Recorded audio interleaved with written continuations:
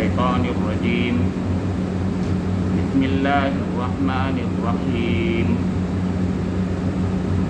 ويسألونك عن الجبال فقل ينسفها ربي نسفا فيذرها قاعا صفصفا لا ترى فيها عوجا ولا أمتا يومئذ يتبعون الداعي لا عوج له وخشعت الأصوات للرحمن فلا تسمع إلا همسا يومئذ لا تنفع الشفاعة إلا من أذن له الرحمن ورضي له قولا يعلم ما بين أيديهم وما خلفهم ولا يحيطون به علما وعنت الوجوه للحي القيوم وقد خاب من حمل ظلما ومن يعمل من الصالحات وهو مؤمن فلا يخاف ظلما ولا هضما صدق الله مولانا العظيم صدق رسوله النبي الأمين الكريم نحن على ذلك من الشاهدين والشاكرين. یہ سورہ طٰہٰ کے چھٹے رکوع کی 8 آیات جو 105 تا 112 آیات پر مشتمل ہیں آپ لوگوں کے سامنے تلاوت کی گئی ہیں. ان آیات کریمہ کا ترجمہ ایسے کیا گیا ہے: یہ لوگ تم سے پوچھتے ہیں کہ آخر اس دن یہ پہاڑ کہاں چلے جائیں گے؟ کہو کہ میرا رب ان کو دھول بنا کر اڑا دے گا اور زمین کو ایسا ہموار چٹیل میدان بنا دے گا کہ اس میں تم کوئی بل اور سلوٹ نہ دیکھو گے. اس روز سب لوگ منادی کی پکار پر سیدھے چلے آئیں گے، کوئی ذرا اکڑ نہ دکھا سکے گا اور آوازیں رحمان کے آگے دب جائیں گی. ایک سرسراہٹ کے سوا تم کچھ نہ سنو گے. اس روز شفاعت کارگر نہ ہوگی الا یہ کہ کسی کو رحمان اس کی اجازت دے اور اس کی بات سننا پسند کرے. وہ لوگوں کا اگلا پچھلا سب حال جانتا ہے اور دوسروں کو اس کا پورا علم نہیں ہے. لوگوں کے سر اس حی و قیوم کے آگے جھک جائیں گے. نامراد ہوگا جو اس وقت کسی ظلم کا بار گناہ اٹھائے ہوئے ہو اور کسی پر ظلم یا حق تلفی کا خطرہ نہ ہوگا. اس شخص کو جو نیک عمل کرے اور کسی پر ظلم یا حق تلفی کا خطرہ نہ ہوگا اس پر جو نیک عمل کرے اور اس کے ساتھ وہ مومن بھی ہو.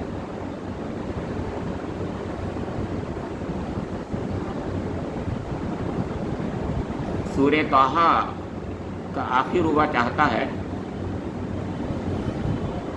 یہ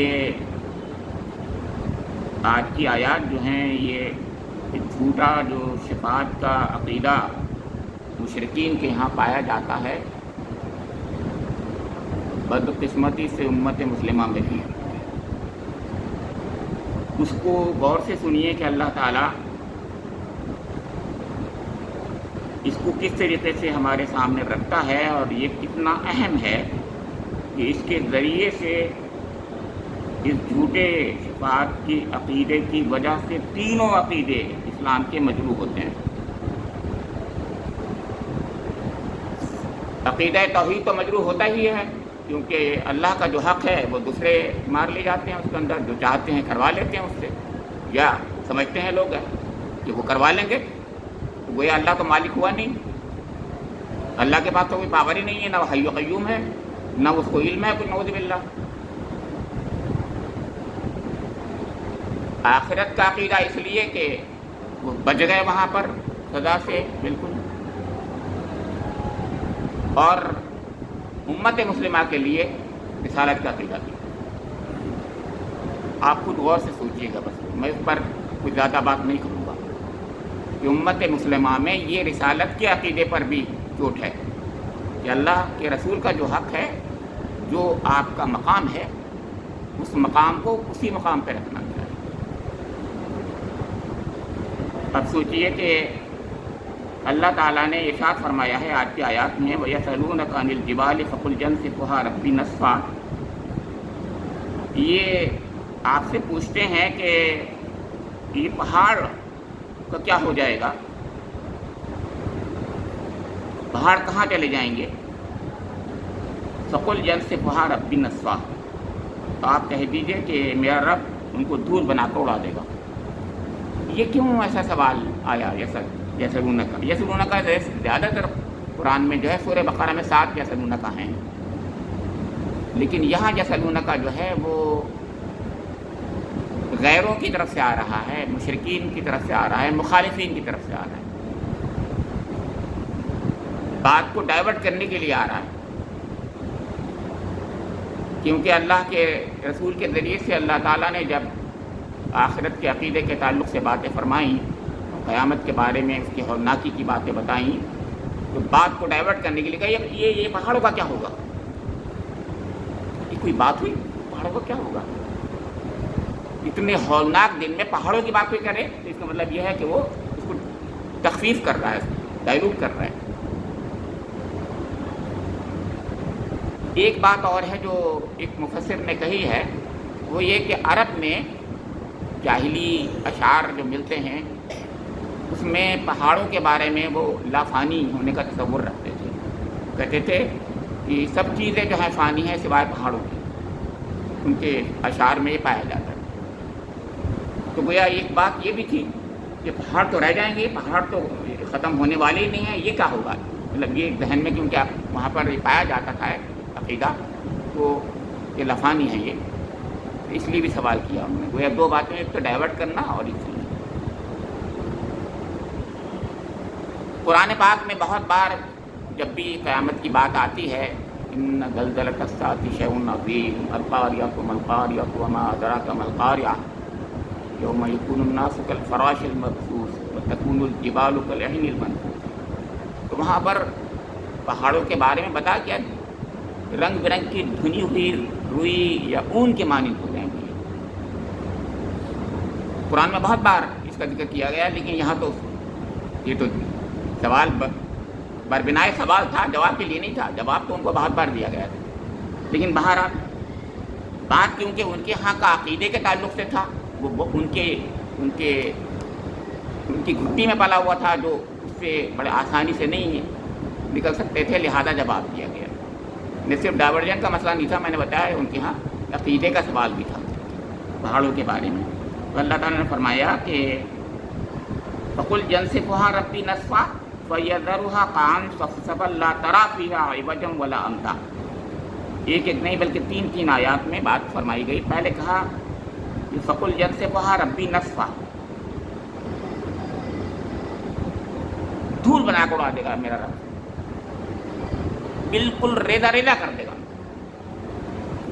دوسری بات فرمائی فَيَذَرُهَا قَاعًا صَفْصَفًا، اور زمین کو بالکل ہموار یا چٹیل میدان کر دے گا۔ لا ترا فیہا عوجا ولا امتا، اور تم اس میں کوئی بل اور سلبٹ نہیں دیکھو۔ اب دیکھیے، صرف اسی وجہ سے نہیں کہ وہ اتنا بڑا خطرناک زلزلہ ہوگا کہ جس میں ایک کرہ دوسرے کرے سے ٹکرانا ہوگا۔ قرآن میں اذا الشمس کورت واذا النجوم انکدرت اذا السماء انفطرت واذا الجبال اذا السماء انفطرت، اس میں پہاڑ پھٹ جائے گا۔ واذا الکواکب انتثرت، کواکب جو ہیں وہ بکھر جائیں گے۔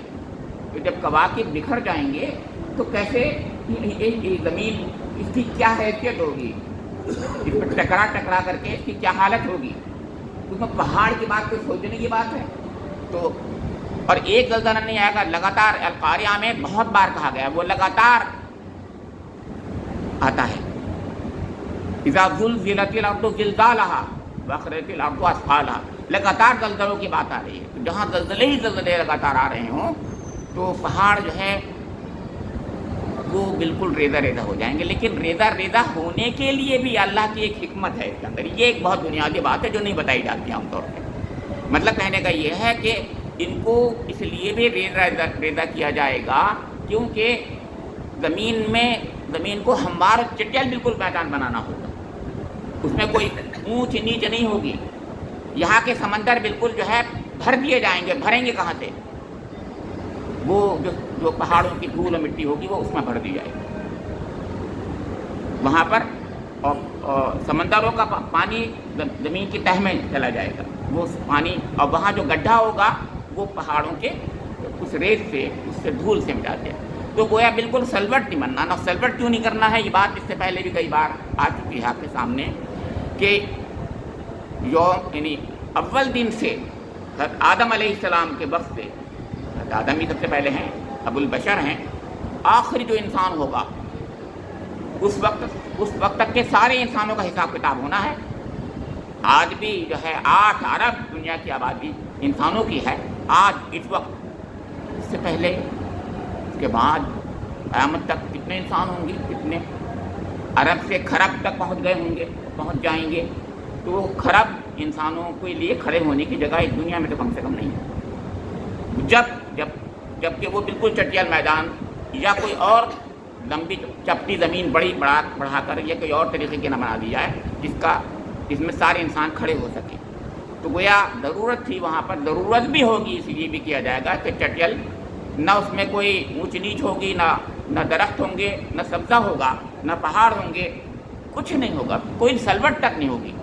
بالکل ایک ہموار زمین ہوگی. کیونکہ اس میں اب اگلی والی آیت میں آئے گا کہ اس میں ایک ندا ہوگی اور ندا کے پر کیا اس پر رسپانس ہوگا آپ دیکھیے گا. یعنی وہ کھڑے ہوں گے، اس کے بعد اللہ کی طرف سے ندا آئے گی آگے. یومئذ یتبعون الداعی لا عوج لہ وخشعت الاصوات للرحمن فلا تسمع الا ہمسا. یومئذ یتبعون الداعی لا عوج لہ. فرمایا کہ اب اس دن کیا ہوگا، ایک منادی پکارے گا، ایک ہاتف غیبی ہوگی، ایک آواز آئے گی. آواز پر کچھ لوگ کہتے ہیں فرشتہ آواز دے گا.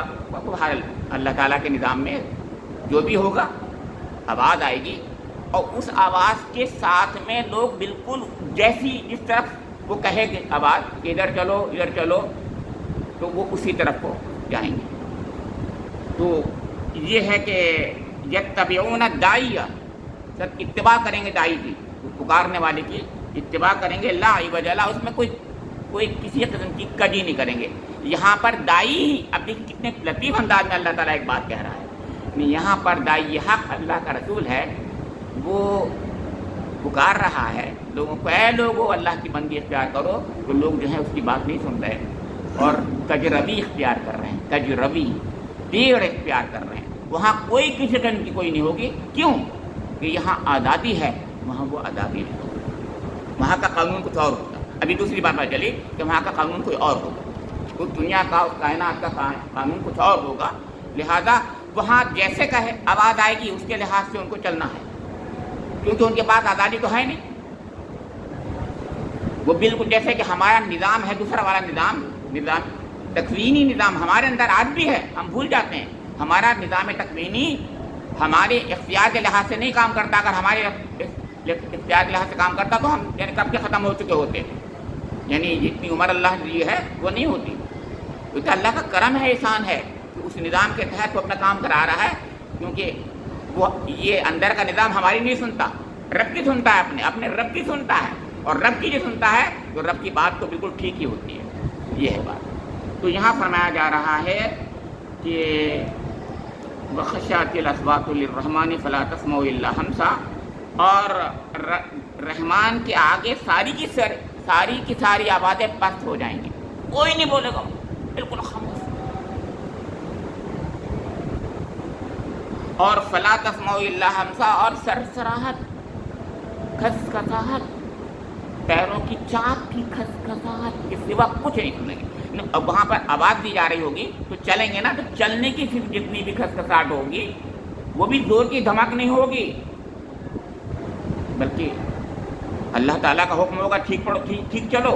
میں نے حکم ہوگا مطلب یہ ہے کہ مشیت کے نظام کے تحت تو وہ ایسے ہی چلیں گے. वहाँ कोई अकड़ नहीं दिखा रहा है, कोई धमक नहीं हो रही है, हल्के हल्के उस चाल के साथ में जैसे हुक्म दिया जा रहा है चल रहे हैं लोग।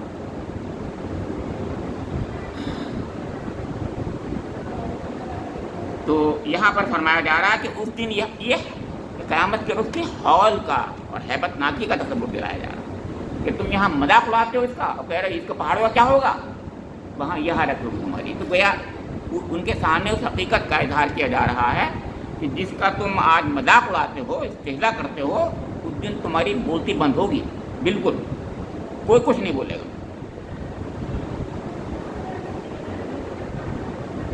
फिर सुनिए कि यौम इज़िन ला तनफ़उ शफ़ाअतु इल्ला मन अज़िन लहु रहमानु व रज़िय लहु क़ौला। अब उस दिन जो है, अब ये समझ रहे हैं दुनिया वाले आज सब समझ रहे हैं, जैसे कि मैंने जिसकी तमहीद में बात कही थी कि वहाँ तो सब देख रहे हैं कि हम जो हैं कहाँ, हम किस पानी में, कितने पानी में हैं, सब जानते हैं कौन कितने पानी में है। कोई ऐसा है जो ये कह सके मैं तो कामयाब हो गया, मैं तो जीत गया, मैं कामयाब हो ही जाऊंगा, मेरा रब मुझे तो बख्श देगा? कौन है जो कह सकता है? सिवाय, और वो भी नहीं कहते, जो कह सकते थे वो भी नहीं कहेंगे, वो सिर्फ अल्लाह के अंबिया नबी होंगे, रसूल होंगे, कह सकते थे वो, लेकिन वो तो सबसे ज़्यादा आज ये तज़ल्लुल करने वाले होंगे, वो तो सर झुकाए हुए सबसे ज़्यादा होंगे, उन्होंने तो दुनिया को यही सिखाया होगा, तो वो तो बोलेंगे ही नहीं, तो बाकी की हिम्मत कहाँ हो सकती है? और वैसे भी उस दिन तो किसी की हिम्मत वैसे भी नहीं होगी। तो फरमाया जा रहा है कि जिस दुनिया में जो ख्यालात सबके थे जहन में कि फ़लाँ बख्शवा लेगा मुझे और फ़लाँ बख्शवा लेगा मुझे, यौम इज़िन ला तनफ़उ शफ़ाअतु इल्ला मन अज़िन लहु रहमानु व रज़िय लहु क़ौला। कोई भी शिफात नहीं करेगा, नहीं कर सकता। अब दो शर्तों के साथ में शफात की इजाज़त होगी, इल्ला मन अज़िन लहु रहमान व रज़िय लहु क़ौला, जिसके लिए रहमान इजाज़त दे दे और जिसके बारे में शफात को पसंद करे। यानी एक ये कि जो शफाती है कि ठीक है तुम शफात करो, बोलो, इजाज़त दी उसको, शफात करने वालों की इजाज़त दी, और जिसके लिए वो शफात करना चाहेगा उसके लिए रब्बे करीम जो है इजाज़त दे दे, पसंद करे। कहना ना, उसने मान लीजिए उसने कहा साहब इसको बख्श दीजिए, मेरा बेटा था, ये मैं बहुत बातें कह रहा हूँ, मेरा बेटा था, इसको अल्लाह बख्श दीजिए। नूह अलैहिस्सलाम का बेटा भी तो बेटा था, क्या नूह अलैहिस्सलाम की सुनी जाएगी? मुझे बता दीजिए, आप मुझे बताइए कुरान क्या कहता है। हज़रत इब्राहीम अलैहिस्सलाम का वालिद आदर, वो भी तो वालिद थे, क्या उनकी मान ली जाएगी हज़रत इब्राहीम अलैहिस्सलाम की कि उनकी शफात, वो शफात करने और वो बच जाए उस दिन? मुझे बताइए कुरान क्या कहता है, इस्लाम क्या कहता है। हज़रत इब्राहीम खलीलुल्लाह की नहीं सुनी जा रही हो, नहीं सुनी जाए, हज़रत नूह नबीउल्लाह की न सुनी जाए, तो हम आप किस में आए, कहाँ हैं, कैसे हैं, कैसी बात कर सकते हैं? तो यहाँ पर फरमाया जा रहा है कि दो शर्तों के साथ, एक शर्त यह है कि जिसको इजाज़त दी जाए कि हाँ आप बोलें, वहाँ ये आता है साहब, तो वो जिसको चाहें, अरे साहब तो हमारी तो सुनी जाएगी, जिसको चाहें, तो वो तो अल्लाह के वली हैं। नहीं, वलियों तक को लोग ये समझते हैं कि वो तो सबको, यानी कितनों को बख्शवा देंगे, और दूसरे ये कि 7 पुश्तों तक बख्शवा लेते हैं कुछ लोग। तो ये तमाम बातें जो हैं, ये तमाम बातें इस बात पर मुनहसर हैं कि अल्लाह ताला इजाज़त किसको किसके लिए देगा, उस शख्स को भी और जिस शख्स के लिए इजाज़त दी गई है उसके लिए भी, दोनों शर्तों के साथ अल्लाह पसंद फरमाएगा, जितना पसंद फरमाएगा उसको ही उतनी ही इजाज़त मिलेगी। अब उसके बाद बताया ऐसा क्यों, बहुत बुनियादी बात है, ऐसा क्यों? इसलिए कि यालमु मा बैना ऐदीहिम व मा खल्फहुम वला युहीतूना बिही इल्मा। कोई शफात कर ही कैसे सकता है? किसी के बारे में किसी को क्या इल्म है कि वो कौन कौन से जुर्म लेकर आया है, हो गया है अपने रब के हुजूर, वो कौन, यानी दूसरे के बाद दूसरा शख्स कैसे कह सकता है कि इसको अल्लाह बख्श दीजिए? वो कहेगा कि तुम्हें मालूम है इसने क्या क्या किया? यही बात अल्लाह ताला यहाँ फरमा रहा है یہ مطلب کہنے کا یہ ہے کہ صرف علم محیط اللہ تعالیٰ کو ہے، کسی کو علم نہیں۔ اللہ تعالیٰ کو سب کا علم ہے اور اللہ تعالیٰ کا کسی کو علم نہیں، یہ ہے علم محیط اللہ کے پاس ہے، یعنی اللہ کا علم کسی کو نہیں ہے۔ اور اللہ انسانوں کا علم اللہ کو ہر ایک انسان کا ہر ایک کا علم ہے، پورا علم ہے، علم محیط ہے اللہ تعالیٰ کو۔ اب کسی کے بارے میں شفاعت کوئی کرنا چاہ رہے ہیں حضرت، کوئی بھی کرنا چاہیں اگر، تو سوچیں کہ وہ یہ تو کہیں گے، ہم اگر دنیا میں جو کسی کی سفارش کرتے ہیں تو یہ تو کہتے ہیں کہ سر آپ تک بات زیادہ نہیں پہنچی ہے، اتنا برا آدمی ہے نہیں ہے، آپ تک جو بات پہنچی ہے وہ یہ پہنچی ہے کہ اس نے غلطی کی ہے، ہاں یہ غلطی ہو گئی، اتنا برا ہے نہیں آپ۔ اچھا پھر ظاہر ہے یہاں کا باس یہی کہتا ہے، اچھا لیکن ہمارا باس رب العالمین مالک یوم الدین ہے، اس سے کوئی کہہ سکتا ہے یہ کہ آپ کو نہیں پتہ ہے؟ نعوذ باللہ نعوذ باللہ نعوذ باللہ، آپ کو تو پتہ نہیں ہے میں بتاؤں؟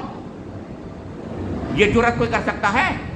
تو یہی بات ہے جو یہاں فرمایا جا رہا ہے کہ یعلم ما بین ایدیہم وما خلفہم، آگے کا پیچھے کا سارا علم صرف اللہ کو ہے، وہ جانتا ہے، اور اس کے علم میں محیط کا کسی کو علم نہیں، کوئی نہیں جانتا، وہاں تک کوئی نہیں پہنچ سکتا۔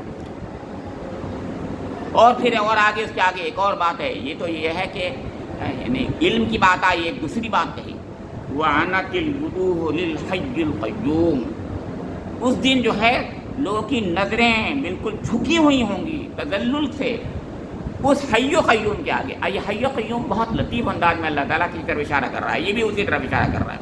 قرآن کی ہر بات ایک دوسرے سے لنک ہوتی ہے۔ اس دنیا میں خدا کے بارے میں بہت سے تصورات ہیں۔ ایک تصور یہ بھی ہے کہ اللہ تعالیٰ نے 6 دن میں کائنات بنائی اور 7ویں دن آرام کر رہا ہے، وہ اب آرام ہی کر رہا ہے، اب اس کو کوئی ضرورت نہیں ہے۔ یہاں تک کہ ہمارے جو سائنسداں سو کالڈ نیچری کہتے ہیں، ان کے بارے میں سوچ لیجیے، وہ کہتے ہیں کہ اللہ کا قانون ہے، قانون اسی طرح اب چل رہا ہے، اب کوئی ضرورت نہیں ہے، خود بخود چل رہا ہے، وہ آٹومیٹسٹی اس کے اندر ہے۔ مطلب یہ اب اس کے بعد جو ہے کوئی اور الگ سے ایک اور حرکت کی، کسی اور کسی اللہ کی ضرورت نہیں ہے، کسی اصلی محرک کی، ہر وقت کی محرک کی کوئی ضرورت نہیں ہے، وہ چل رہا ہے آپ کائنات۔ غلط بات۔ حی قیوم کا مطلب یہی ہے کہ وہ زندہ بھی ہے اور قیام رکھ رہا ہے اور قیام رکھتا ہے، پوری کائنات کو قیام رکھنے والا وہی ہے اور ہر گھڑی قیام رکھ رہا ہے۔ لوگ یہ سمجھتے ہیں اور اسی کے پیچھے یہی بات ہے کہ اس نے تو بھائی کائنات بنا دی ایک بار، اب وہ چل نہیں رہا، کائنات خود بخود چل رہی ہے، ایسا نہیں ہے، ہر گھڑی دیکھ رہا تھا وہ۔ تو یہاں پر یہ بات بتائی گئی، اور وقت خواب من حمل ظلم، اور خائب و خاسر ہوگا ہر وہ شخص جو کہ ظلم کا بار لے کے گیا ہوگا، کسی بھی ظلم کا بار۔ اب ظلم 3 قسم کے ہوتے ہیں۔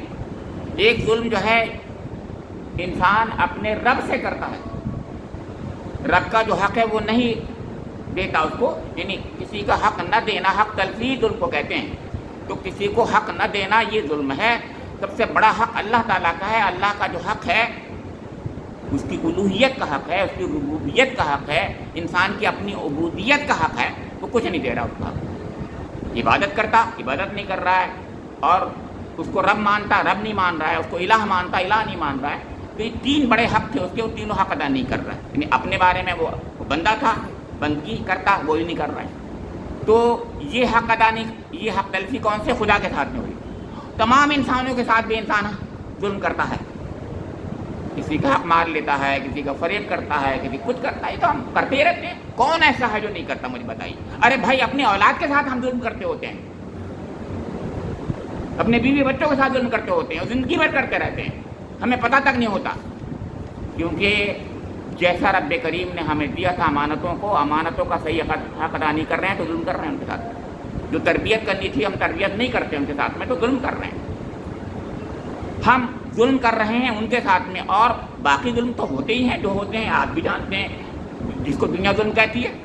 اور تیسرا ظلم میں اپنی ذات کے ساتھ کرتا ہوں، نفس کے ساتھ میں کرتا ہوں، ہر ایک اپنی ظلم۔ کیوں؟ کیونکہ میں جب بھی گناہ کرتا ہوں تو اپنے کو جہنم کا مستحق بناتا ہوں۔ یہ مجھے جان جو دی تھی اللہ تعالیٰ نے، بہت بڑی امانت تھی، بہت بڑی نعمت تھی، نعمت اور امانت تھی۔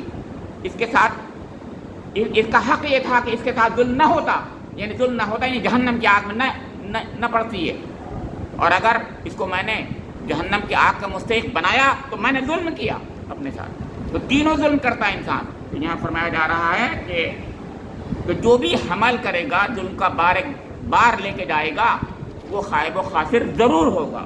خائب و خاسر کا مطلب یہ ہوتا ہے کہیں کا نہیں ہے، نامراد ہو گیا، وہ گیا۔ وَمَنْ يَعْمَلْ مِنَ الصَّالِحَاتِ وَهُوَ مُؤْمِنٌ فَلَا يَخَافُ ظُلْمًا وَلَا هَضْمًا، اس کے برخلاف جو عمل صالح کرے گا اور مومن بھی ہوگا، کیا بات کہتا ہے قرآن، بار بار کہتا ہے یہ عمل صالح، تو ویسے بھی عمل صالح وہی صالح ہوگا عمل جو حقیقت میں اللہ تعالیٰ جس کو پسند کرتا ہے، لیکن یاد دہانی کے لیے ہمیں مومن کی شرط بتائی ہے، مومن بھی ہوگا۔ اس پر کچھ مفسرین نے بڑی پیاری بات کہی ہے، وہ الگ سے یاد رکھیے گا کہ یہاں پر بات اوپر سے نیچے تک شرک اور توحید کی چل رہی ہے، یاد رکھنا، یہ مفسرین نے یاد دلایا کہ شرک اور توحید کی بات چل رہی ہے، یعنی پورا واقعہ جو ہے پورا چل رہا ہے، جو شفاعت کا جھوٹا عقیدہ جو ہے، اس کے اندر اللہ کا حق مارتے ہیں ہم، تو اس میں توحید کو مجروح کرتے ہوتے ہیں ہم لوگ، اور کہیں نہ کہیں میں پھر بتا دوں، شفاعت کے ساتھ شرک جڑا ہوا ہوتا ہے، میں نے بتا دیا، کسی اور کو وہ حق دیتے ہیں جو حق اس کا ہے ہی نہیں، خدائی کا حق دے دیتے ہیں اس کو، یعنی خدا مالک یوم الدین ہے، وہ خدا کا حق دوسروں کو دے دیا ہم نے، تبھی تو شفاعت اس سے کروا رہے ہیں، شفاعت کا عقیدہ ہے لوگوں کے پاس۔ تو فرمایا کہ مومن بھی ہو، اس کا مطلب مومن موحد ہو، مومن کا مطلب یہاں مخلص مومن ہو، یعنی موحد ہو، صراط مستقیم والا مومن، دل کی گہرائیوں سے ایمان رکھنے والا، صرف اور صرف اللہ الہ واحد، جیسے کہ اللہ تعالیٰ نے اس کے رسول نے لا الہ الا اللہ کا مطلب بتایا، وہ لا الہ الا اللہ جانتا، وہ مومن، اور اس کے ساتھ میں صرف وہ ایمان ہی نہ ہو کہ زبان سے کہہ بھی دیا لا الہ تو کیا حاصل، بلکہ اس کے ساتھ میں عمل صالح بھی ہو، یعنی ہر وہ عمل کیا جائے جو میرے رب کو، آپ کے رب کو، ہمارے رب کو پسند ہے، جو ہمارے رب کو پسند ہے وہی عمل صالح ہوتا ہے، جو بھی عمل ہمارے رب کو پسند ہے وہی عمل صالح ہے، باقی کوئی عمل صالح ہے ہی نہیں۔ ہم کہیں فلاں عمل صالح ہوگا، اچھا لگ رہا ہے ہمیں، ہم نے کہا اس کو دے دو، آج ہی کی بات ہے، جیسے میں بتا دوں آپ کو، آج ہی کی بات ہے، ہم جو ہے غریبوں کو دیتے ہیں، یہاں پر بہت سے لوگ یہ کہتے ہیں ان کو مت دو، اور صحیح بات بھی کہتے ہیں وہ لوگ، غلط بھی نہیں کہتے، کیونکہ بہت سے لوگ جو ہیں اس سے کیا کرتے ہیں، کسی نے بتایا ہمیں، مجھے نہیں پتا، اللہ جانے، کہ شراب بھی پیتے جا کر کے، اور اپنا مال گھر میں خزانہ بھی بناتے ہیں وہ لوگ، اور مستحق کو دینے کے بجائے دوسرے مستحق کو یعنی ہم سے چھنوا کر کے خود لے جاتے ہیں۔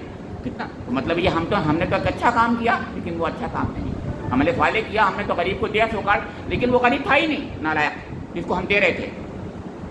یہ ہے وہ بات، مطلب عمل صالح کیا، عمل صالح وہ ہے عمل صالح جس کو میرا رب پسند کرتا ہے، اس کے لیے ہمیں بہت جستجو کرنی ہوگی، اس کے لیے سوچنا ہوگا، اس کے بارے میں ہمیں پوری تحقیق کرنی ہوگی، اور اس کے بعد صحیح طریقے سے عمل کریں گے جب عمل صالح بنے گا۔ جیسے کہ چھوٹی سی بات کہہ کے بات ختم کر دوں گا، زکوٰۃ مستحق کو دینا چاہیے، صرف مستحق کو جانا چاہیے، ہم نے کچھ نہیں کہا، ہم نے کہا ارے ہمارا اتنا پیسہ نکلتا ہے، اس کو دے دو، غریب ہے، ایک کو ہی دے دو، سب غلط بات ہو گئی، آپ اس کو ڈسٹریبیوٹ کریں گے، آپ کو ان کا الگ الگ جو یعنی حفظ مراتب جو ہے، یعنی پہلے کس کو دینا ہے، کس کو زیادہ دینا ہے، کس کو کم دینا ہے، کون کس کا زیادہ مستحق ہے، ان سب چیزوں کا ہم سے حساب ہوگا، زکوٰۃ کے بارے میں ہم سے حساب ہوگا، کس کو کتنا دینا چاہیے تھا، تم نے اس کی تحقیق کی نہیں کی، تب ہمارا عمل صالح بنے گا۔ میں آج بہت باریکی سے کچھ باتیں بتا رہا ہوں آپ کو، یہ اس لیے بتا رہا ہوں کہ ہم سمجھتے ہیں ہم نے تو کر دیا، ہم نے تو حق ادا کر دیا، ہم نے زکوٰۃ دے دی، ہم نے نماز بھی پڑھ لی، نماز تو پڑھی، ہمیں یہ یاد ہی نہیں ہے کہ ایک رکعت ہوئی ہے، 2 رکعتیں ہوئی ہیں، 3 رکعت ہوئی، ہم نے کیا پڑھا کیا نہیں پڑھا، ہمیں کچھ یاد ہی نہیں، ہم نے کہا ہم تو نماز پڑھے جا رہے ہیں۔ پھر ہمارا معاملہ یہ ہے کہ ریا کے لیے نماز پڑھتے ہیں، اللہ تعالیٰ معاف کرے، تو یہ عمل صالح ہے؟ عمل صالح وہی ہے صرف اللہ کے لیے ہوتی ہے، للہ ہوتی ہے، فی اللہ ہوتی ہے، صرف اللہ کے لیے ہوتی ہے۔ تو عمل صالح بھی وہ عمل صالح ہے جو صحیح طریقے سے بھی ہو، صرف اللہ کے لیے بھی ہو، توحید کے لیے بھی ہو، ریا بھی نہ ہو، ان میں کتنی شرطیں ہیں، کتنی شرطیں ہیں۔ تو ایسا شخص جس نے حقیقت میں ہر چیزوں کا خیال رکھا، اپنے رب کی پسند کو سب سے آگے رکھا، تو فلا یخاف ظلما ولا حظما، تو حقیقت میں پھر اس کو کوئی خوف نہیں ہوگا کسی ظلم کا کہ اس کو کوئی کم حق ملے گا اجر میں، یا کسی اور کا بارے گناہ اس پر نہیں ڈال دیا جائے گا۔ ایسا بھی ہو سکتا تھا نا، کسی اور کا گناہ جو ہے ہمارے پر ڈال دیا جاتا، اور ڈال دیا ایسا بھی آتا ہے، قرآن میں خود کہا گیا ہے۔ تو مگر یہاں پر جو مومن ہے اور عمل صالح کر رہا ہے شرط کے ساتھ میں، اب اس کے ساتھ میں کسی قسم کا ظلم نہیں ہوگا، کسی قسم کا ظلم نہیں ہوگا۔ یہ ظلم کی بات آج کی آیات میں کتنی بار آئی آپ نے غور کیا؟ اور ظلم کی کتنی شکلیں ہوئی آپ نے دیکھی؟ میں نے صرف ظلم کی شکلیں جو گنائی وہ اس ظلم کو جس کو میں اور آپ زیادہ جانتے ہیں، لیکن اس ظلم کو جس کو اللہ تعالیٰ کہتا ہے ان الشرک لظلم عظیم، اس کو یاد رکھیے اور بار بار یاد رکھیے کہ سب سے بڑا ظلم تو شرک ہے، اور شرک کی ہی ایک شاخ ہے جو کہ جھوٹا عقیدہ شفاعت ہے۔ اللہ رب کریم سے میری دعا ہے کہ مجھے اور آپ لوگوں کو، جی میں ختم کرتا ہوں، ربنا تقبل منا انک انت السمیع، جی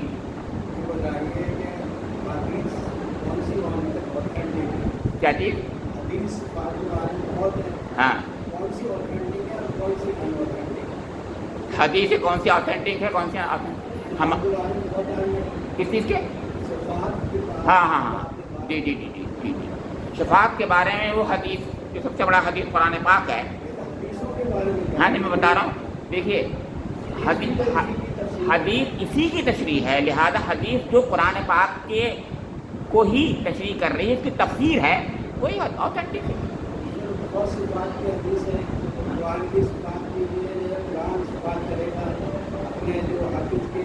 ہاں جی ہاں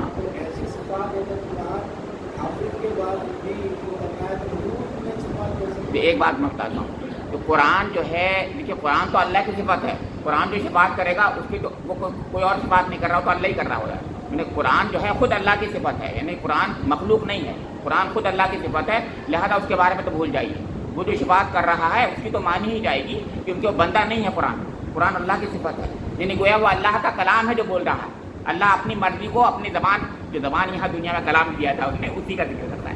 اب رہی بات اس کی رسول، میں نے ابھی عرض کیا تھا آپ کے سامنے، ابھی یاد آیا کہ ان کی تو ہمت ہی نہیں ہو رہی ہے، وہ تو بول ہی نہیں رہے ہیں۔ اللہ کے حضور اتنے جھکے ہوئے بندے ہوتے ہیں، ان کے بارے میں کہا ہے، اور جو جتنا اللہ کا مقرب ہوتا ہے اتنا ہی خاکساری اس میں زیادہ ہوتی ہے، وہ ایسے شفاعت کریں گے ہی نہیں۔ بار بار میں عرض کر رہا ہوں کہ وہ تو شفاعت ایسے کریں گے نہیں، کیوں؟ اس لیے کہ وہ تو اتنے ڈرے ہوئے ہیں، اتنے ڈرنے والے ہیں، قرآن میں اتنی بار ذکر کیا گیا ہے، لیکن اللہ تعالیٰ جب ان سے کہے گا نہیں تم کرو شفاعت کسی کی فلاں کے لیے کرو، وہ اللہ تعالیٰ ان کو اعزاز دے گا، اعزاز بخشے گا، وہ اعزاز کہے گا نہیں تم یہ کرو، تو ضرور اللہ تعالیٰ وہ تو خود ہی کہہ رہا ہے، تو ان کی شفاعت ہوگی، وہ گویا اللہ تعالیٰ ان کے نام سے، ان کے اعزاز کے لیے ان سے کہے گا تم کرو۔ مجھے اس پر قصہ یاد آتا ہے، میں بار بار کہتا ہوں، اس کو میں یہاں رکھ دیتا ہوں، اس کے بعد میں کہوں گا۔ سلطان جہاں مندر میں ایک پروگرام تھا، وہاں پر انعامات ڈسٹریبیوٹ ہو رہے تھے سلطان جہاں مندر میں، اور وہ ان کے لیے بلایا تھا ہمارے نسیم صاحب کو، باشندر نسیم صاحب کو۔ تو اس زمانے میں چیئرمین آپ کو پتا ہے اس کا تھا اپنے ڈپارٹمنٹ کا، وہ مجھے جانتے تھے بہت، کیونکہ بائک دوسری اس زمانے میں خاصی تھی۔ تو جب دیکھا انہوں نے کہ 20 کم سے کم انعامات ہیں، تو بولے مسعود صاحب اب آپ دے رہے ہیں مجھے، نسیم صاحب مسعود صاحب اب آپ دیں گے۔ میں کیا، میری بساط کیا، میں ڈیل میں نہیں تھا، میں تو ایک چھوٹا سا یونیورسٹی میں 100 شاید آپ جانتے ہیں چیئرمین ہوتے ہیں، 100 بھی زیادہ ہیں، 100 سے شاید کوئی حیثیت نہیں ہے، لیکن اعزاز بخشتا ہے اس کو، کسی کو وہاں بھی بخشے گا اللہ تعالیٰ۔ تو ایسی شفاعتیں کیوں نہیں ہوں گی، خوب ہوں گی، وہ اعزاز بخشے گا، ہاں، لیکن کس وقت بخشے گا، کب بخشے گا ہمیں نہیں پتا، اعزاز دے گا، بے شک دے گا۔ قرآن انکار نہیں کرتا شفاعت کا، لیکن شرطیں رکھتا ہے، جو 2 شرط بتائی میں نے، کہ جس کے لیے، یعنی جس کو حکم دے گا اور جس کے لیے حکم دے گا، 2 باتیں ہیں، اور تیسری شرط بھی ہے، 3 شرط، تیسری شرط یہ ہے وہ صحیح بات بھی کہے، قرآن میں بہت بار کہا گیا ہے، ایک بار نہیں کہا گیا ہے. سورہ نبا کی آخری آیت تو بہت قال ثوابا، صحیح بات ہے. صحیح بات کا مطلب کیا ہوتا ہے؟ کسی کافر کے لیے، کسی مشرک کے لیے نہیں کر سکتا شفاعت کوئی بھی نہیں کر سکتا، کوئی بھی کرے. شفیع المذنبین تو حضور ضرور ہیں، شفیع المذنبین تو ہیں، شفیع المشرکین نہیں ہو سکتے حضور نبی اکرم. بہت واضح بات ہے. شفیع المشرکین، جب میں کسی شرک میں ملوث ہو جاؤں، چاہے وہ شرک جلی ہو یا شرک خفی ہو، تو پھر اللہ تعالیٰ کا غضب میرے لیے ہے مقدر، جب تک کہ میں توبہ نہ کروں. توبہ کروں. جی جی یہ کہا گیا جب میرے نبی میرا دل نہیں چاہتا، لیکن میرے نبی نے کیا میں اس لیے کیا.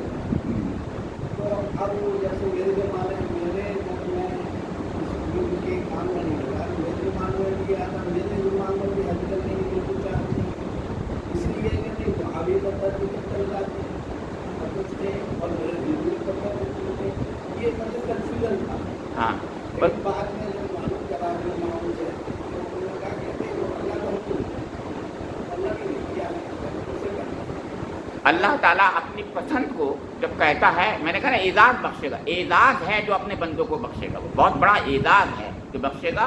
لیکن اس کو معلوم ہے کس کے لیے اس کو شفاعت کا حکم دوں گا، کیونکہ وہ اس کا جو قانون ہے وہ اپنا قانون نہیں ٹلے گا. جیسے میں بتا دوں،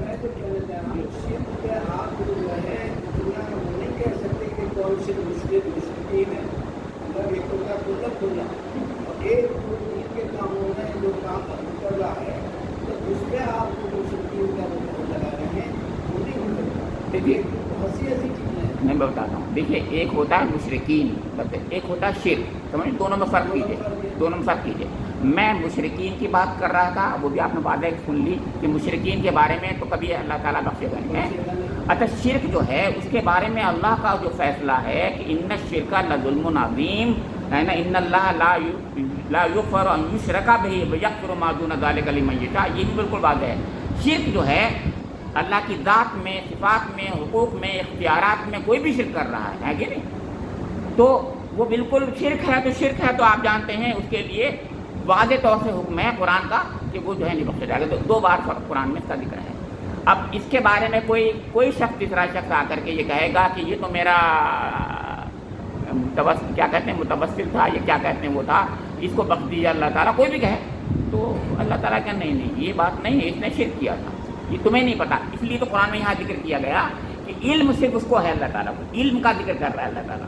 تو اللہ تعالیٰ علم کی جب بات کرتا ہے کہ کون شرک کر رہا تھا، کون نہیں کر رہا تھا، یہ اللہ ہی جانتا ہے. اسی لیے صرف اجازت دے گا، وہ اجازت دے گا اس کے لیے تم ہاں شفاعت کرو. تو اللہ کو پتہ ہے، اس لیے شفاعت کا اجازت دے گا. وہ کہے گا اس کے لیے تم کر دو. یعنی اللہ تعالیٰ کی نظر میں گویا وہ شخص جو ہے مشرک نہیں ہے. آپ وہ مشرک نہیں ہے تب اجازت دے گا اس کے لیے. جو مشرک ہوگا اس کی اجازت ہی نہیں دے گا اللہ تعالیٰ. چاہے کوئی شخص کہے بھی، اول تو کہے گا ہی نہیں. میں نے بتایا کہ اللہ کے حضور تو یہ بندے جو ہیں یہ تو بیچارے عاجزی کرنے والے ہیں. اجازت دیں گے تو اجازت دے گا رب کریم تو بولیں گے صرف، اور صرف وہ بولیں گا جس کے لیے اجازت دی جائے گا. تو اللہ تعالیٰ مشرک کے لیے اجازت نہیں دے گا پہلے ہی. مطلب وہ کہہ دے گا کہ نہیں اس کے لیے نہیں ہے، اس کے لیے کرو، اس کے لیے کرو، جس کے لیے چاہے کرو. مطلب فلاں فلاں کے لیے کر دو، اس کے لیے نہیں کرنا ہے. بہت واضح طور سے شرک کے بارے میں تو واضح ہے کہ اس کے لیے اجازت اللہ تعالیٰ نہیں دے گا، بالکل نہیں دے گا. اب آپ کہیں گے یہ تو بہت غلطی گڑبڑ ہو جائے گا. تو اس کی وجہ یہ توبہ کر لے، مرنے سے پہلے توبہ کر لے، سچی توبہ کر لے، تو ہر چیز، ہر گناہ معاف ہو جاتا ہے. یعنی کتنے مشرکین تھے، سب ایمان لے آئے، آپ کو پتہ ہی ہے، مومن ہو گئے. وہ تو جب مومن ہوگا تو مومن سمجھایا. تو مرنے سے پہلے جس نے توبہ کر لی تو اب وہ مشرکین میں نہیں مانے گئے. سمجھاتے ان کا شرک دھل گیا. یہ ہے واجبات، یہ خیال رکھتے ہیں.